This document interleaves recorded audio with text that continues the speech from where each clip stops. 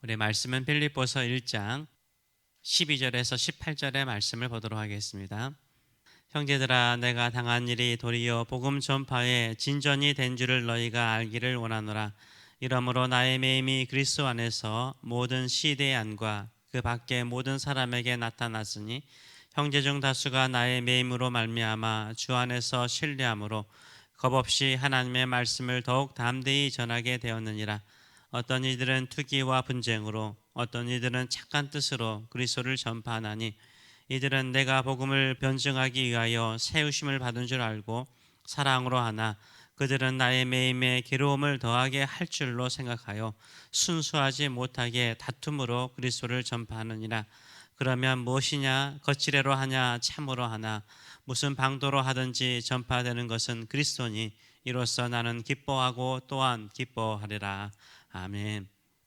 우리 말씀을 가지고 바울과 같은 이유로 기뻐하라, 바울과 같은 이유로 기뻐하라 라는 제목으로 같이 은혜를 나누길 원합니다. 이웃교회가 부흥성장하는 일은 기쁜 일이죠. 우리 주변에 어떤 교회든지 부흥하는 것은 기쁜 일입니다. 그러나 진심으로 다른 교회의 부흥성장을 기뻐하는 목회자들은 얼마나 있을까요? 저렇게 부흥하는 교회를 배워보겠다, 함께 그 부흥의 물결에 나도 같이 가겠다라는 심령을 가지고 목회하는 분들도 많지만요, 많은 분들은 시기 질투하는 목회자들이 있습니다. 평가 잘하는 목회자들도 있죠. 사돈이 땅을 사면 배가 아프다는 것이 우리네 일반적인 마음이듯이요, 목회하는 현장이라든지 성도들의 마음속에도 이런 마음이 있을 때가 많습니다. 같이 교회를 열심히 섬기고 같이 새벽을 깨우고 같이 철회하고 같이 열심히 기도했는데 그 성도가 복을 받았습니다.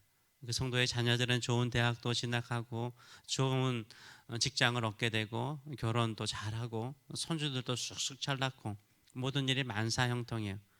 함께 눈물로 기도하고 함께 믿음으로 격려했기 때문에, 축복하며 기도해 줬기 때문에 그 성도가 복받는 것은 기쁜 일이죠. 그런데 진심으로 기뻐하는 성도는 그리 많지 않을 거예요.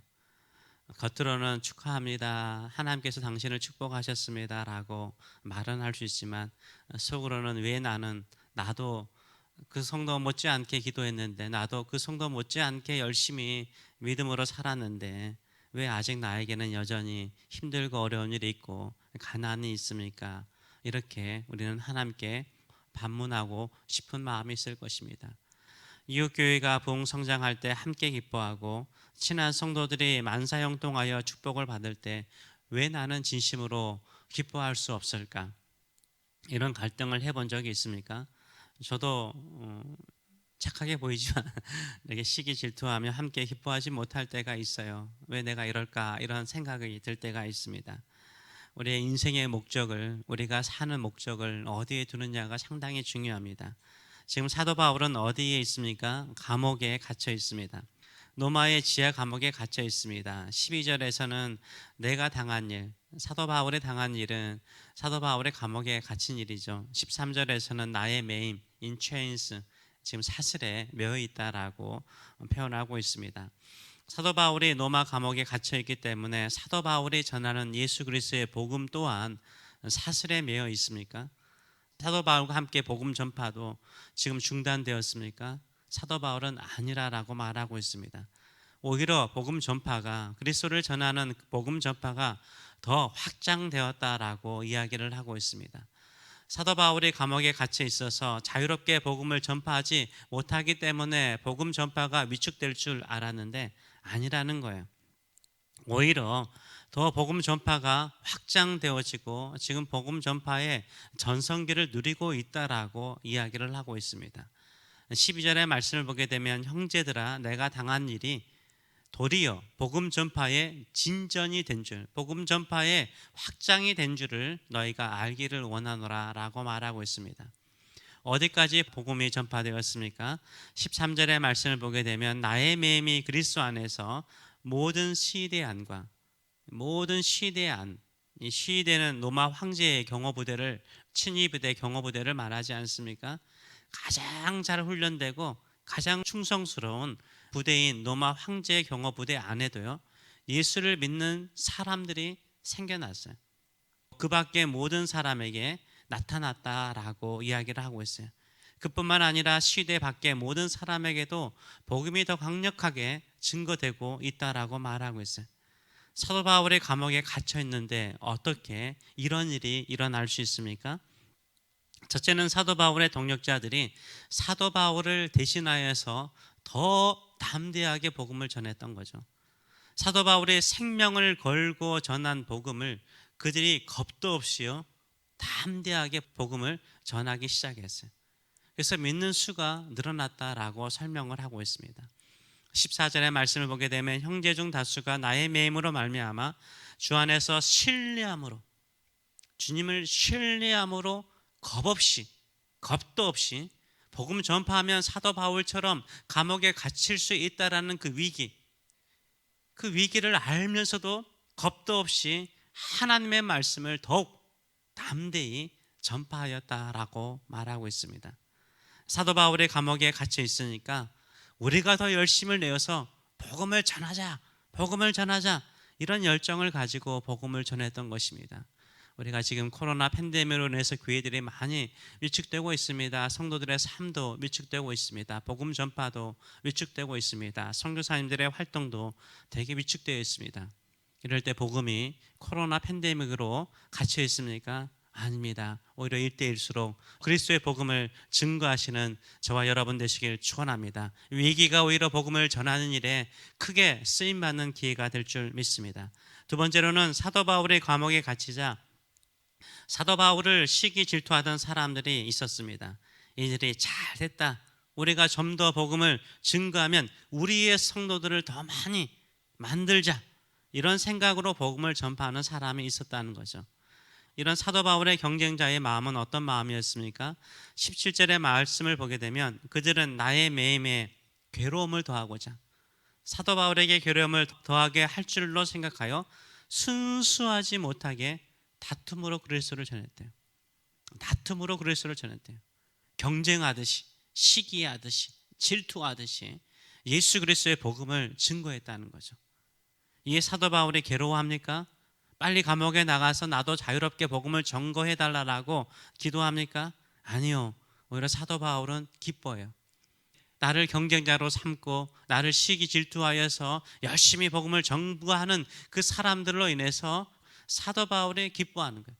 왜요? 18절의 말씀을 보게 되면 이렇죠. 그러면 무엇이나 거칠애로 하나, 형식으로 하나, 참으로 하나, 무슨 방도로 하든지 전파되는 것은 뭐라고요? 그리스도니. 이게 중요하죠.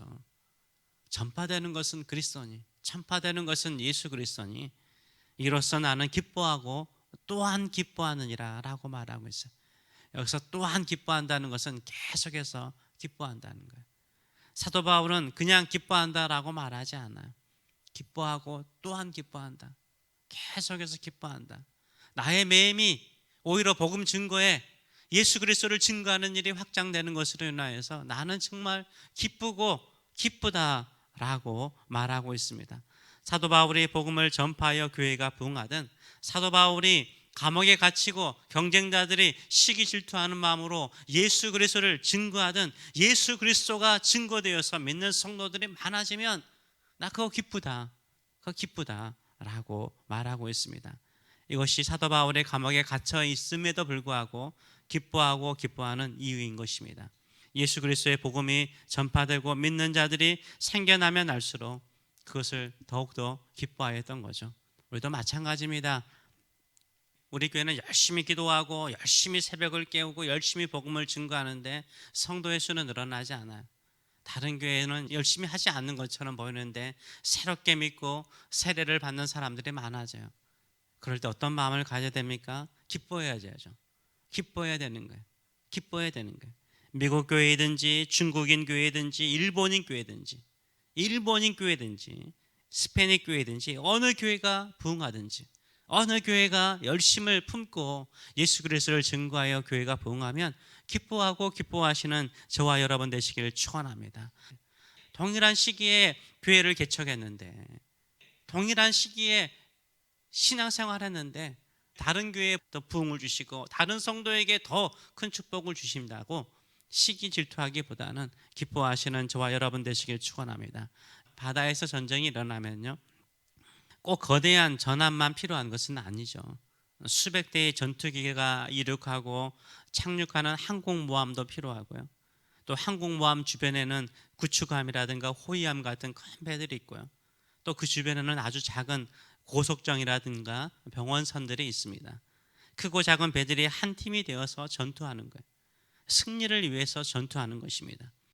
땅끝까지 주의 복음을 위해서요, 세계에 흩어진 모든 교회들이요, 지역에 흩어진 모든 교회들이 교단을 초월해서 한 팀인 거예요.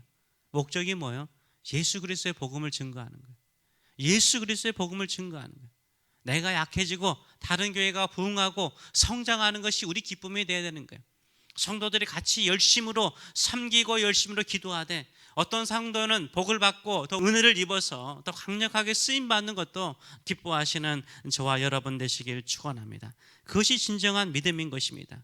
우리는 이 땅에 살면서 무엇을 목적에 들고 있습니까? 나는 매이고, 사도 바울처럼 나는 매이고, 나는 갇히고, 나는 어려움 중에 있더라도 주의 복음은 땅끝까지 증거되는 일로 기뻐하시는 저와 여러분 되시길 축원합니다. 나는 열심히 기도하고 열심히 섬겨도 세상적인 복이 내 안에 있지 못할지라도요, 같이 열심으로 섬기고 기도하다가 은혜 받아서 더 열심히 교회를 섬기는 사람들 보면요, 기뻐하셔야 돼요. 더 크게 쓰임 받도록, 복음을 위해서, 교회를 위해서, 주님을 위해서 더 귀하게 쓰임 받는 집안 될 수 있도록 축복하고 기뻐하시는 저와 여러분 되시길 축원합니다. 우리는 사나 죽으나 주의 것이고 주의 영광을 위해서, 복음 전파를 위해서 쓰임 받는 사람이 되어야 되는 줄 믿습니다. 교회들이 날로 부흥해 갈 수 있도록 기도하고, 성도들이 주의 은혜를 더 많이 받도록, 내가 받는 은혜보다 더 많이 받도록 늘 기도하시는 저와 여러분 되시길 축원합니다.